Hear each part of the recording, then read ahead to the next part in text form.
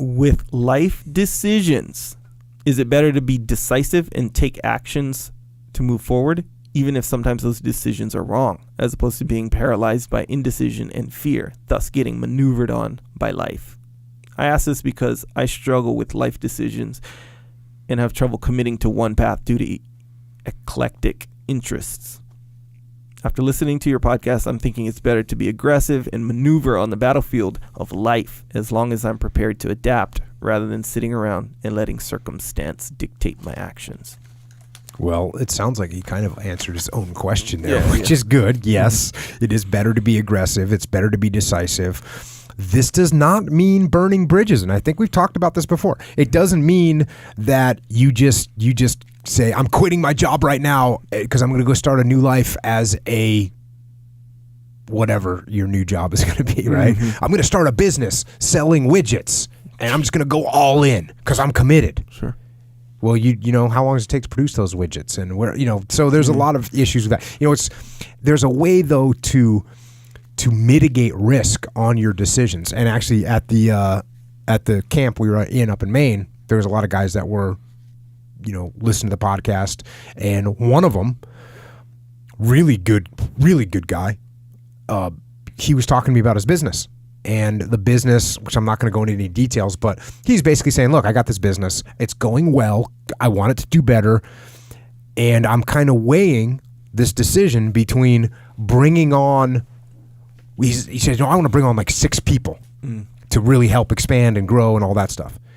He said, but if I do that and we have a couple rough, you know, if we hit some bad luck, I might be upside down and not be able to handle it.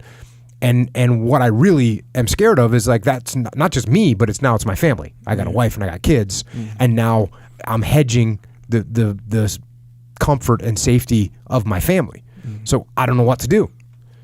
And I said, okay, well, do you have to go all in, right? Do you have to turn around tomorrow and go, you know what? We're going all in. I'm going to hire these 6 people. We're going to expand. And hopefully if everything goes right, we'll do really well. You don't have to do that. You don't have to put that much on the table. Instead, I said, well, how many people do you actually really need right now? And he said, probably 1 or 2. And I was like, okay, why don't you bring on 1 and start to see where that goes, and be prepared to look for another person to bring on 2. And then as those 2 people work out and you're starting to fill their labor every day and they have work to do because you're expanding, cool, bring on 3. And guess what? If you hit a hiccup and things start going sideways for whatever reason, that's cool. You don't have those additional 4 people or 3 people on board that you're paying payroll to every month, which is normally what kills businesses, or one of the common things that kills businesses. So it's the same. So that's a good example, right? And he thought to himself, and he looked at me and said, absolutely, I'm going to go do that. And so he's probably back at his job right now, running his business, and probably hiring a person to start expanding. Not hiring 6 people and putting all of his chips on the table. Where it's a cool gamble. Let's say the percentage of winning is 70%. You're like, yeah, I'm just going to do it. There's a 30% chance you lose, and now your family has no house and no food. So that's not what we want to do. So why not just put some of your chips on the table? And you can still win and make a little bit. You still improve your position. So we got to do that with life too. Like I said, you don't quit your job to start building widgets when you don't know what you're doing. You got to. Why not just build the widgets in your spare time? See what happens. Start putting those things on the internet. Start seeing how they sell. Start getting a little income from them. Let them grow, and then finally, when you feel like the balance start to tip, maybe there'll be a last minute jump where you'll be like, okay, now I'm going to go for it. But what you're committing to is something solid, something tangible, and something that's making money. Right? We're not jumping in and committing to something that's an unknown. We're going to commit to something that's known. And I think it's important to note that right there is not a lack of commitment. And this is, you hear these like, you know, people on the interwebs, they'll be like, you know why you haven't made it yet? Because you haven't committed 100%. That's why if you want to do it, you got to commit with everything you've got. Well, and so what people think is, okay, well, I'm just going to quit my job because I'm going to go for it. I'm going to commit, and then I'll be successful because this guy over here told me if I committed, I'd be successful. It's actually not true. You can be 1,000% committed to something, and you can still fail. I got bad news for you. That's the reality.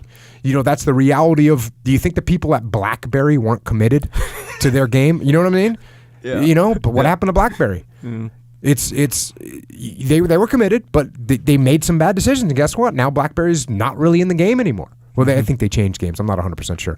But people think that because you didn't quit your job and go all in and put all your chips on the table, that you're not committed. And I actually don't agree with that. And here's my example. I think that commitment is actually harder to do when it's a long-term commitment that you're going, okay, you know what? I'm gonna stay at my job, but I'm gonna work 3 hours a day on this other thing. I'm gonna be manufacturing. I'm gonna be making my widgets 3 hours a day. When I get home at 10 o'clock at night, I'm gonna go until 1 o'clock in the morning making my widgets. That's commitment. Mm-hmm. It's actually smart commitment. It actually, in some ways, takes more commitment to do that than it does just to quit your job and say I'm all in. Because now you're balancing all these different things. You're shouldering more of a burden. So that actually takes more commitment. The problem is that people they get weak, and after the fourth night of making widgets at 10 o'clock at night, they go, I'm good. It's cool. I have a job. I have a job. Yeah. And so that's weak. An example would be, what if you could get in excellent physical condition in 3 hours, but it was just like the hardest 3 hours that you could imagine. Mm-hmm. Think about that. Mm-hmm. How and your body would transform from whatever crap condition you're in right now into a specimen, and it's going to take 3 hours of just hell. Yeah. How many more people would be in amazing condition? I don't know. I think a ton more. Because committing for 3 hours to something, even if it was going to be super bad, people would be able to do it. Mm-hmm. What takes more commitment, and the reason everyone's not walking around like a perfect specimen, is because it doesn't take 3 hours. Yeah. It doesn't take 3 weeks. It doesn't take 3 months. It takes a daily grind that goes on for years, that you have to hold the line on the way you eat, on the way you exercise, on your life. Yep. And that takes real commitment. Yeah, that's true. So it isn't a lack of commitment, it's planning. It isn't a lack of commitment, it is mitigating risk. And don't confuse, again, I think that the person that commits to something and still maintains this other income stream, for example, that person is at least as committed, if not more committed, than the person says, you know what, screw it, I'm going all in over here. I'm forgetting about, quitting my job.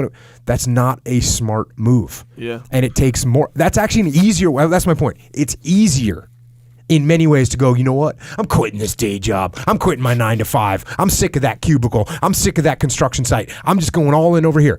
That is an easier move. That takes less commitment than saying I'm going to shoulder the burden of working 15, 18, 20 hours a day for the next 2 years until I can get this thing stood up enough to where I can execute it.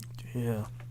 Yes, it's almost like people are conflating the commitment. It's like they almost people want to do a big show of commitment by quitting their job, but it's more of just a show of commitment. It's a show. It's either exactly. You're committed or you're not, kind of thing. Yeah. And then so a lot of times with these big shows of commitment comes just an immense amount of stupidity. Yeah. When meanwhile you can either commit or don't commit. Yeah. Sure. If you don't quit your job and you make widgets and you don't commit, sure, it's like, all right, you can facilitate your non-commitment. Yeah. I dig it. Your real job, your 9 to 5 job, is an enabler to you not committing. Fully. Yeah, but by no means is that No. proof. Yeah, and it's important to note that don't confuse. And this is another mistake. So people make mistakes on either ends of the spectrum. The other one is don't confuse planning and mitigating risk with not taking action, because that can happen too. You have to make things happen every single day. That's what you have to do. Yeah. If you don't take action, if you don't move, which is what this guy's asking about, then you're paralyzed and you're never going to get anywhere.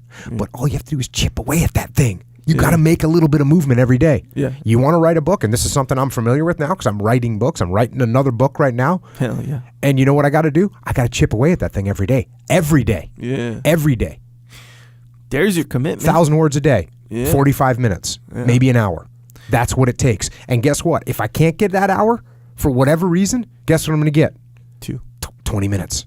I'm going to get 30 minutes. I'm going to get something to get in there. I'm going to do work because I'm going to be closer to my goal than I was. Yeah. That's the way it is. Yeah, man. And I think you got to see that live, didn't you? Yes. Honor, like it was my honor. That's but that's where it happens. Where else is it going to happen? Right? Yeah. We were flying back from Maine. I was, Echo's cruising good. Yeah. I think I fell asleep a couple times. Yeah. You were kind of in and out, but I was hammering. Yeah. I was doing what I have to do. Mm-hmm. Because if I don't do it then, when am I going to get that hour? That was 4 hours I had right there. Yeah. Flight. Technically 5. Yeah. Couldn't get my computer out for the first little bit. They didn't let you. So whatever. Oh, good, bro. Yeah, I was kind of, at times, I was peeking over your shoulder, like reading, what's Jocko writing over here? And then I see, what was it? I saw the name Kenny Williamson in there. Oh, no. So I was like, I know what Jocko's writing right now. Yeah. Yeah. Book 2. That's good, man. Being composed.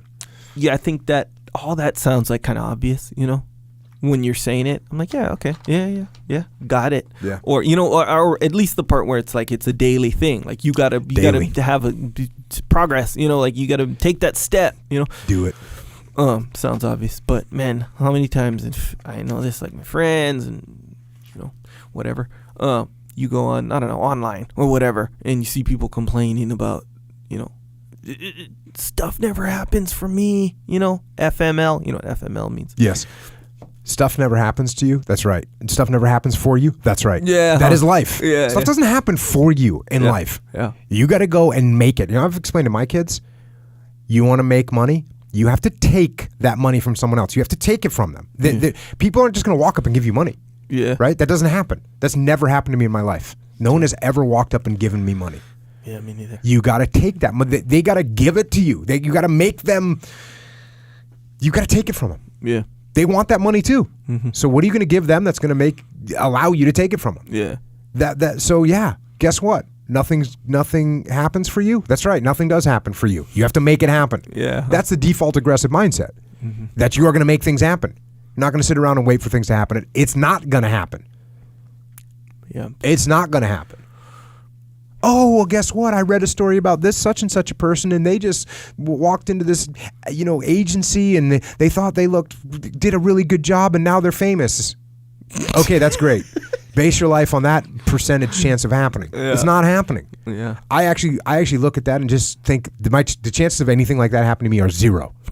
Nothing good is going to happen to me like that I'm just going to get a good deal like that. It's not happening. 0. Yeah. So if you're going to get it, you're going to have to make it happen. Yeah. Next question. You know what I'm saying? That should be the red flag right there then, right? Basically for someone who's like, nothing, when am I going to get my big break or nothing happens for me kind of thing. That should be the red flag, right? When it's like, yeah. As soon as you're talking about the fact that that things aren't coming to you. Yeah. Yeah, that should be a real big red flag. Nothing is going to come to you. Not happening. Not happening. You got to go and make things happen. And once you have that attitude, I'll tell you what, it's a game changer. Yeah. It's a game changer. Once you realize that book that's so good that's in your head is not going to write itself. Yeah. Once you realize that widget that you have this plan for isn't going to build itself. Yeah. Then you'll realize okay, I'm going to have to make these things happen. Yeah. And even then, guess what? You can make a widget that no one wants to buy, and you can write a book that no one wants to read. And if you're not okay with that, which is another thing that happens. People say, well, no one will like it. Mm-hmm. Okay. Well, if that's what you think, well, then don't even write it unless you want to write it for yourself. Yeah. Then write it for yourself. And cool, be proud, be stoked, be happy. Yeah, it's interesting. Let's say a book, right? For example, this kind of reminds me of where, how, let's say, I don't know, me, I'm a pretty good writer. In fact, I even wrote a book before, whatever. And then my friend on Instagram, Facebook, whatever, someone, my neighbor, whatever, they write a book and they release it. And then they write another one. And let's say it's not even really that good, but it's out there. Mm-hmm. They're like, look at my new book. And, they got people support. Oh, that's awesome. You wrote a book. Meanwhile, I'm like kind of sour grapes a little bit. I'm like, I'm a better writer than that person. Meanwhile, I didn't write any more books. You didn't write a book. I'm over here. Or you wrote one, yeah. Yeah, I wrote back in the day, a long time ago, you're about to say. Yeah. But I'm saying I'm in that arena, Right. and I'm kind of in my mind hating on this there's person. There's people that hate on them that never even wrote a book in the first place. Yeah, They're like, oh man, I'm a better writer. I'm a better film guy. Yeah. I'm a better Fighter. carpenter. I'm a Yeah. better fighter. Whatever. Yeah. All kinds of people doing that. Yeah. All kinds of people that will just be saying, I was a better whatever fighter, jiu-jitsu player, carpenter, whatever. You name it. Yeah. Meanwhile, taking no action. Software engineer. I could have done that. Why didn't you? Yeah, exactly right. I'll tell you why, because you weren't committed. Yeah, that's part of And the it. commitment that I'm talking about is at night. Late at night. That's Potentially. Or early in the morning. earlier in the morning. Or in the middle of the day, whatever. Yeah. How you said, like, you're not doing these enormous shows of commitment. Like, either you're committed or you're not. And if you're committed, it's going to show itself by your action, A lot of these people, again, back to the guy who's like hating on his neighbor doing quote unquote mediocre work. Like, oh, that's junk. That's not that good. Hating on it. You know what? This just made me think of this. Sometimes you'd meet a guy that would say, I'm going to SEAL training.